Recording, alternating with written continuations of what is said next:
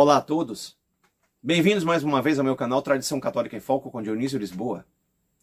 É com profundo contentamento e alegria que eu fui informado da repercussão positiva que meu canal está tendo junto às comunidades católicas tradicionais e até mesmo de alguns neoconservadores de boa fé, de boa índole, pessoas que estão repensando muitas vezes o seu caminho rumo a Cristo e se inclinando a aderir à tradição católica.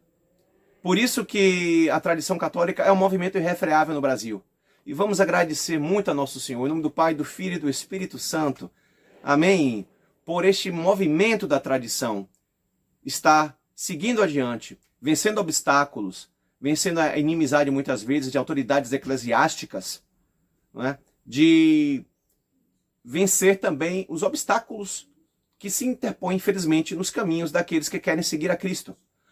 Afinal de contas, uma jornada sem sofrimento, uma jornada sem abrolhos, sem pedras pelo caminho, é uma jornada, muitas vezes, sem sentido. É preciso que haja obstáculos, é preciso que haja uma provação, é preciso que haja desafio de se vencer a si mesmo, a cada dia. Hoje eu gostaria muito de agradecer aos grupos que estão repercutindo o meu canal.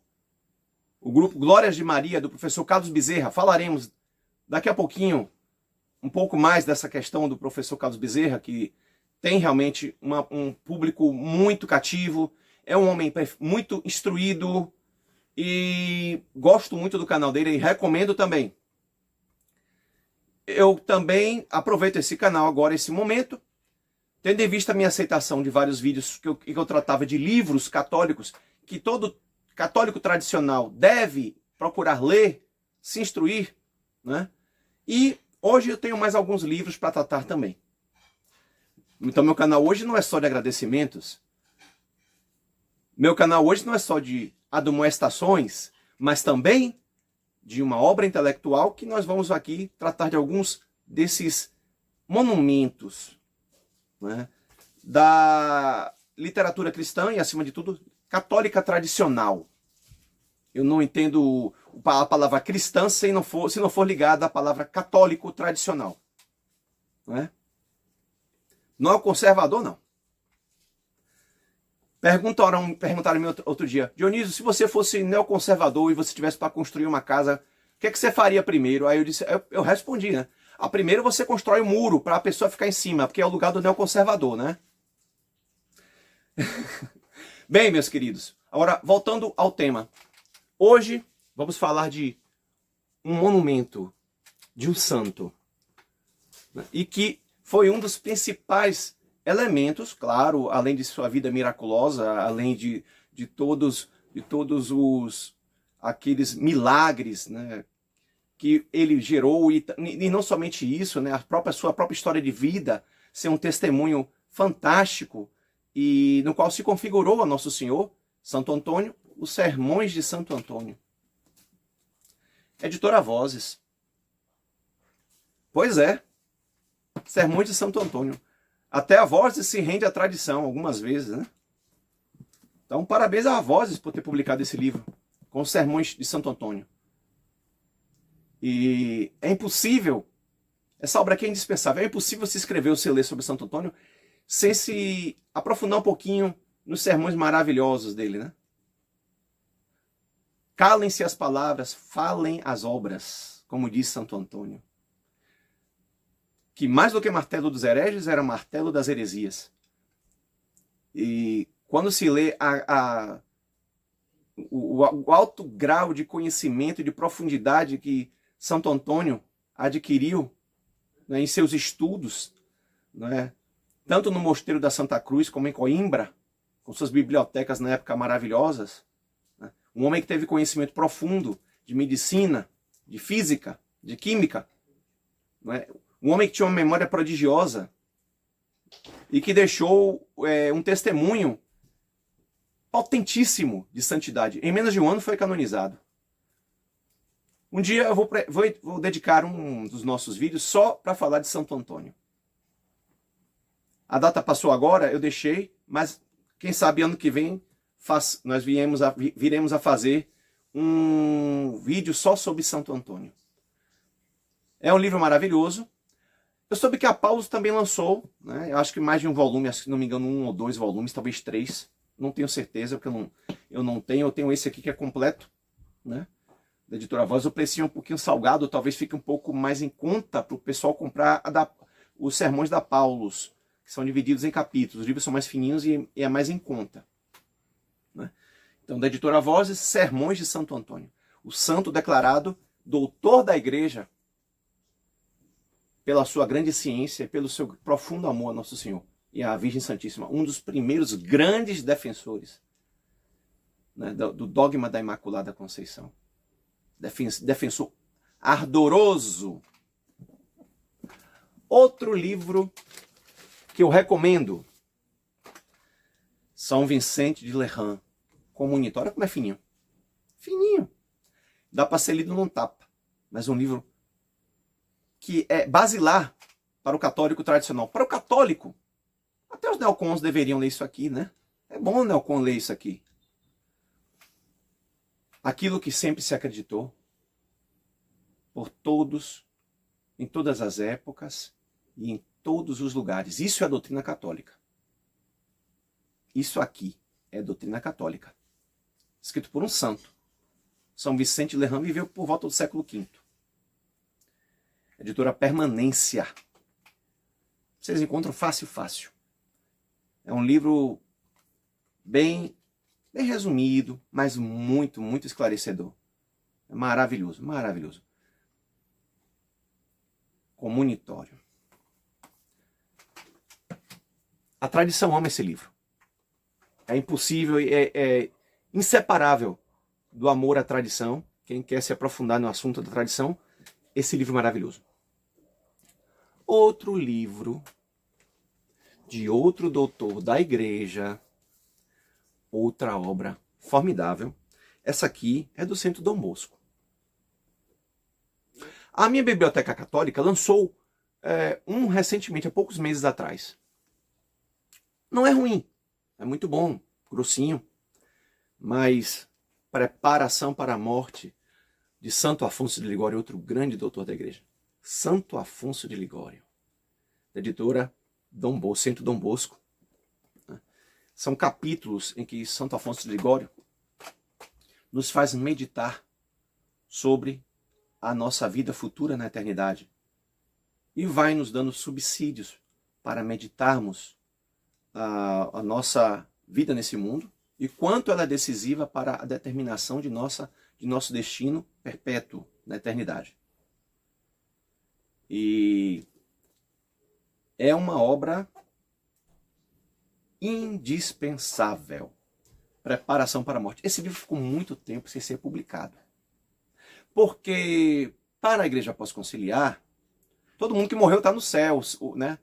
Até o uau-uau, o gatinho também, o cachorrinho, está todo mundo no céu para a Igreja Pós-Conciliar, né? O ateu está no céu, o marxista está no céu, está todo mundo no céu, ninguém está no inferno. Como diz Hans Urs Balthasar, né? O céu, se existe, o inferno, se existe, está vazio. Gente, isso aqui é um alerta para a nossa mudança de vida. O católico tem que ler esse livro. Esse livro é indispensável. Tá bom? As últimas realidades, os novíssimos, ele se apega muito nessa questão dos novíssimos. A gente não pode ficar pensando em morte apenas no dia 2 de novembro, não, viu, gente? Vale a pena ler pelo menos um capítulo por dia. Tá bom? É uma obra que realmente eu redescobri. Então, por muito tempo, essa obra ficou ocultada pela Igreja Pós-Conciliar.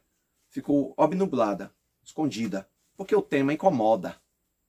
Como é que você vai dizer para as pessoas, os cristãos católicos de hoje, que as pessoas vão para o inferno? Ah, que Deus é esse que condena as pessoas para o inferno? Deus é tão misericordioso.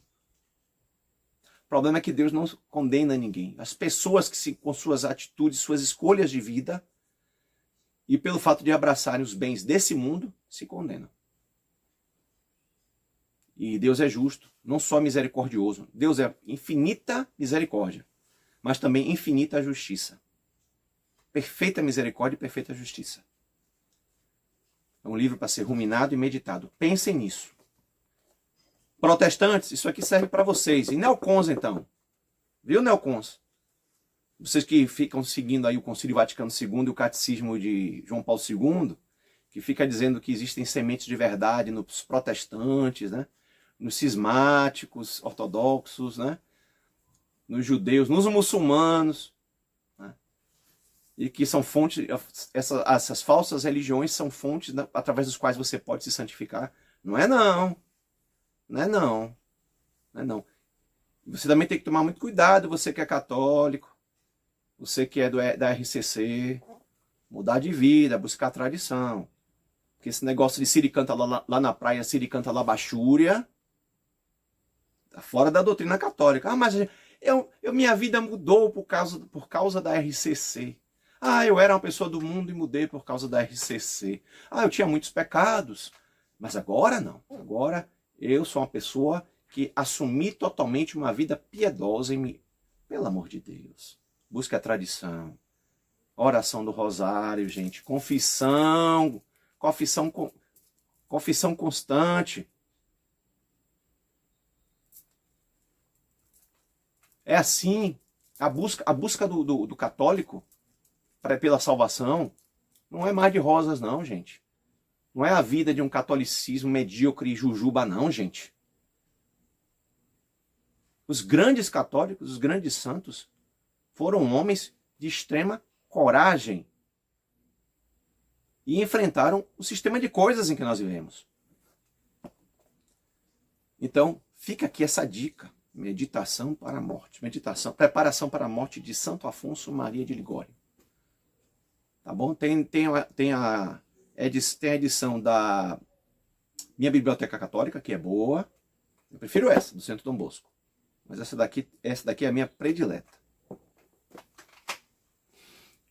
Outro livro que merece todo o respeito. Padre Júlio Maria de Lombaerdi. Ataques protestantes às verdades católicas. Poucos homens fizeram um apostolado tão frutuoso, com tantas conversões do Brasil, pré-concílio Vaticano II no século XX, como o Padre Júlio Maria de Lombaerdi. Padres como ele fazem falta. Temos poucos hoje em dia, quase nenhum, poucos. Os da tradição, que precisam aumentar. Seminários da tradição estão lotados, abarrotados de gente, mas precisamos de mais padres como esse aqui. Júlio Maria de Lombaerdi. A capa tem Lutero, Calvino, Zwinglio, Henrique VIII, João Fox, toda a galerinha, né, os reformadores, né? Colampádio, a galerinha do mal, que fez, não foi reforma, revolução, em que se suprimiu toda a base, né, no qual o majestoso edifício da igreja, do corpo místico de Cristo, se sustentava nos países, principalmente nos países nórdicos, né, Noruega, Suécia, Dinamarca, né, e norte da Alemanha, Holanda. Então, todos esses países foram alvos dessas desgraceiras, dessa desgraceira chamada Revolução Protestante. E ele combate todos os argumentos dos protestantes, do sola escritura, do sola fé, né, sola gracia, né, sola fide, sola escritura. Ah, por que protestante não compra, não faz imóvel apenas com contrato de promessa de compra e venda? Porque o protestante vive de sola escritura, galera. Piadinha. Então, esse livro é maravilhoso. Vamos estudar, gente? E meditar. Esse livro, ele não é nem tão grosso assim, não é tão de leitura, e a leitura não é difícil, tá bom? É da editora Santa Cruz. Se eu não me engano, deve ter de outra editora. Parece que outro dia eu vi de outra editora, mas eu não me fixei. Ataques Protestantes às Verdades Católicas, Padre Júlio Maria de Lombaerdi. Ele não era nem brasileiro. E ele veio para o Brasil evangelizar a missão. É uma missão que Nossa Senhora mostrou para ele. A Virgem Santíssima realmente indicou o que ele tinha que fazer no Brasil. Apostolado profícuo. Homem maravilhoso.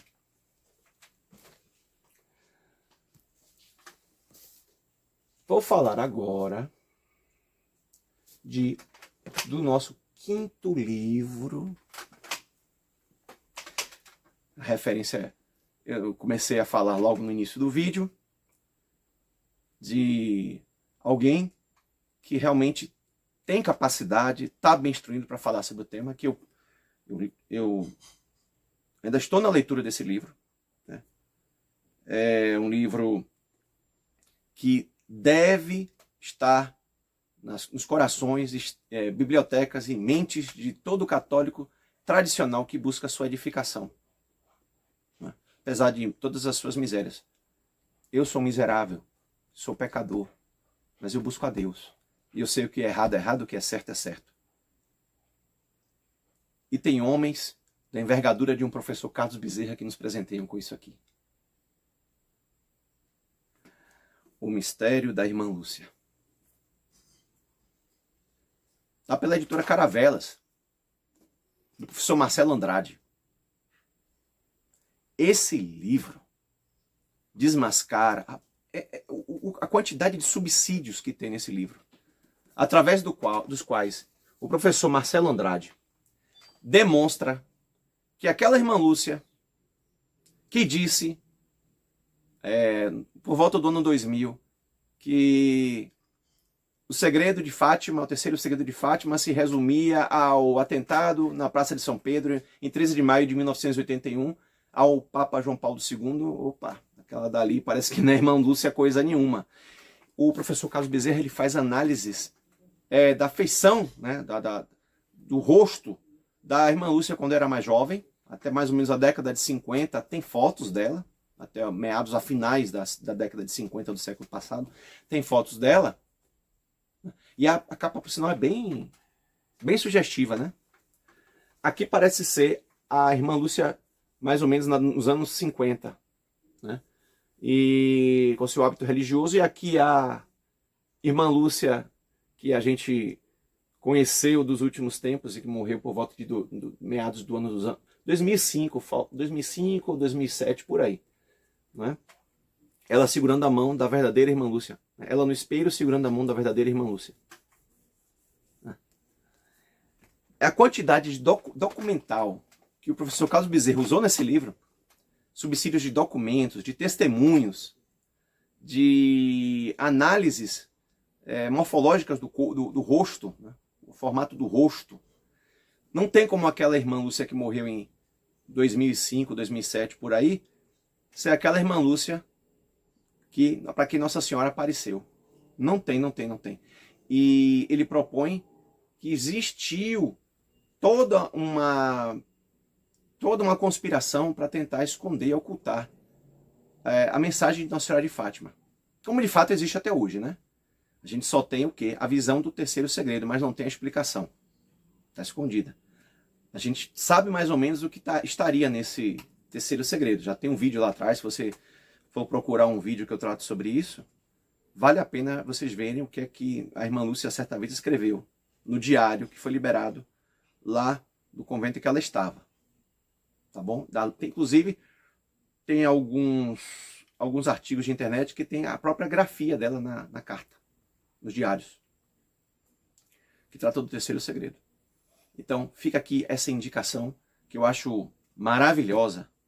O Mistério da Irmã Lúcia, do professor Carlos Bezerra, pela editora Caravelas, né, do professor Marcelo Andrade, um ilustríssimo pupilo do professor Orlando Fedeli. Marcelo Andrade também está fazendo um trabalho muito profícuo, muito promissor, maravilhoso também, né, e no seu canal e também através da editora. Meus parabéns, né, ao professor por seu trabalho, por sua dedicação. É um homem realmente também, o professor Marcelo Andrade, um homem certamente iluminado, né? E uma pessoa que também é um herdeiro do professor Orlando Fedeli. Então o professor Carlos Bezerra e o professor Marcelo Andrade né, que nos presenteiam com esse livro maravilhoso sobre a irmã Lúcia. O livro é gostoso de ler, a leitura é clara, não é um livro fininho, não é fininho, mas é um livro de leitura muito fácil. Né? Do professor Carlos Bezerra, o que é que eu posso dizer? Que a facilidade com a qual ele se expressa, né, é tão grande quanto o seu potencial intelectivo. Parabéns, professor. Bem, eu me despeço por aqui.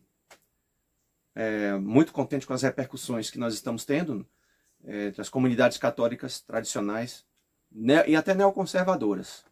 Né? Futuramente eu vou fazer um vídeo que a gente vai tratar um pouquinho desse tema do neoconservadorismo, porque tem muita gente de boa fé no neoconservadorismo. Tem muitas pessoas excelentes no neoconservadorismo. Boa parte está de boa fé. Mas tem gente que eu creio que não esteja de tão boa fé. Futuramente a gente vai tratar disso. E se você gostou do meu conteúdo, eu peço que curta, se inscreva, compartilhe, né? Deixe seu like, mande suas mensagens na caixa de mensagens, está aí para todo mundo que quiser, está livre.